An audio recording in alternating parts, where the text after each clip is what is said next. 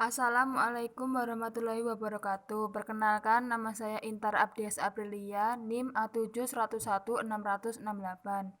Di sini saya akan menjelaskan apa saja yang perlu diperhatikan dalam memilih, mencocokkan, dan memasang atau merakit penyusun komponen-komponen komputer desktop berupa motherboard, CPU, cooling solution, RAM, storage, dan peripherals. Motherboard. 1. Pilih motherboard yang cocok dengan CPU. Proses pemilihan motherboard mengikuti pemilihan CPU. Jadi, pilih CPU-nya dulu, baru setelah itu memilih motherboard yang sesuai dengan soket CPU. 2. Pilih chipset. Chipset adalah jembatan penghubung komunikasi antara prosesor dengan komponen-komponen lain pada sebuah PC. Semakin chipset update, maka semakin bagus performanya. 3. RAM slot. Jika kalian kedepannya ingin menambahkan RAM slot, maka pilih motherboard yang slotnya lebih banyak. Jika cukup hanya 2 RAM slot saja, maka pilih motherboard yang hanya memiliki 2 RAM slot saja. 4. Overclock. Jika kalian rencananya akan melakukan overclock, maka pilih motherboard yang cocok untuk overclock. Motherboard untuk overclock biasanya memiliki simbol Z pada motherboard di belakangnya.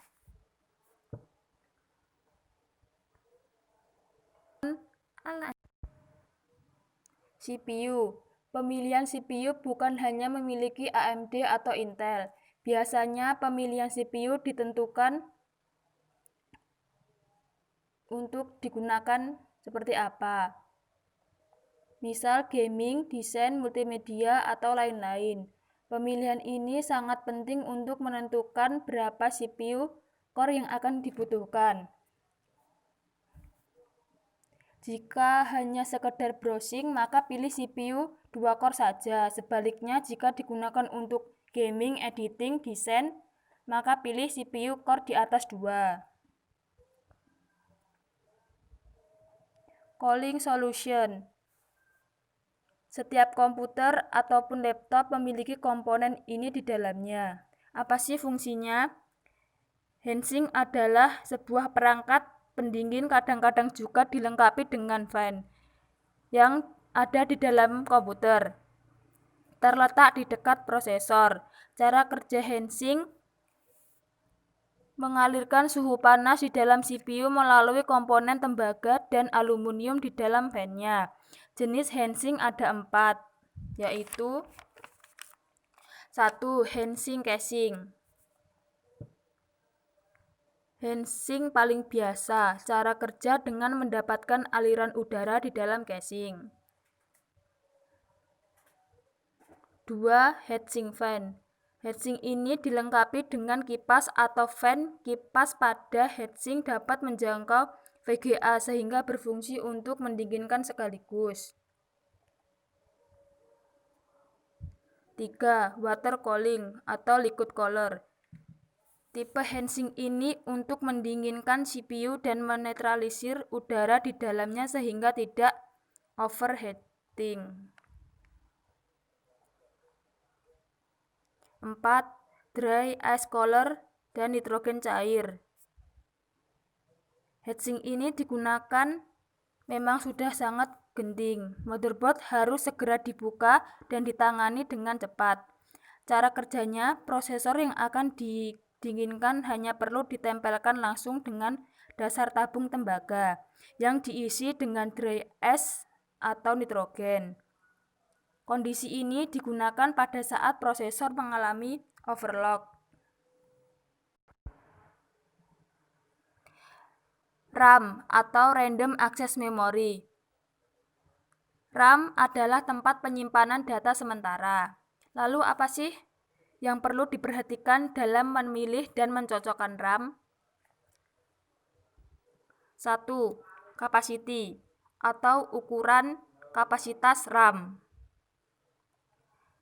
RAM DDR4 terdiri dari 4 GB, 8 GB, dan 16 per kepingnya. Maksimal RAM PC saat ini adalah 128 GB atau 8 kali 16 GB. 2. Frekuensi. Tipe frekuensi dari DDR4 terendah yaitu PC 1 PC 17.000 dengan frekuensi 2133 MHz. 2. PC 19.200 dengan frekuensi 2400 MHz. 3. PC 13.000 dengan frekuensi 2666 MHz. 4. PC 24.000 dengan frekuensi 3000 MHz. Dan sebagainya. Dalam pemilihan RAM harus menyesuaikan kemampuan XMP atau Extreme Memory Profile. Jadi sesuaikan RAM dengan motherboard-nya dulu. 3. Latency atau timing RAM dalam transfer data. Yang perlu diperhatikan di sini adalah jika kalian ingin mengkombinasikan atau menambahkan, pastikan RAM tersebut memiliki frekuensi dan latensi yang sama, agar tidak terjadi error atau gagal. RAM yang kapasitasnya berbeda pun tidak masalah.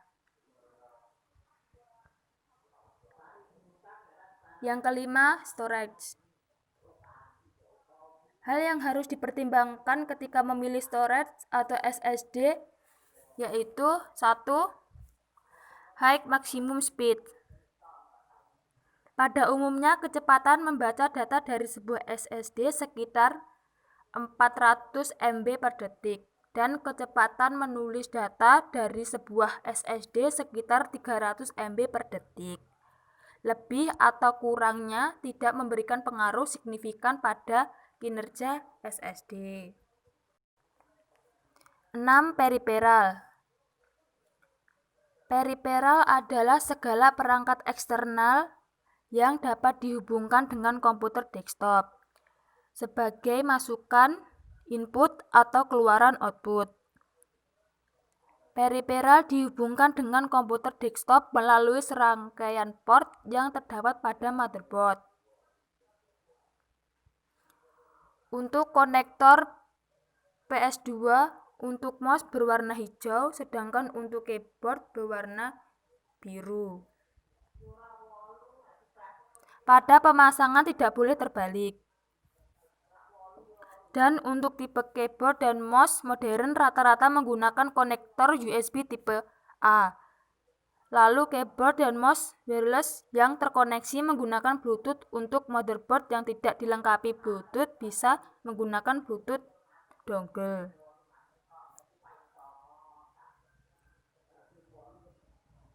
Sekian yang dapat saya sampaikan. Apabila terdapat salah dalam penyampaian mohon dimaafkan. Wassalamualaikum warahmatullahi wabarakatuh.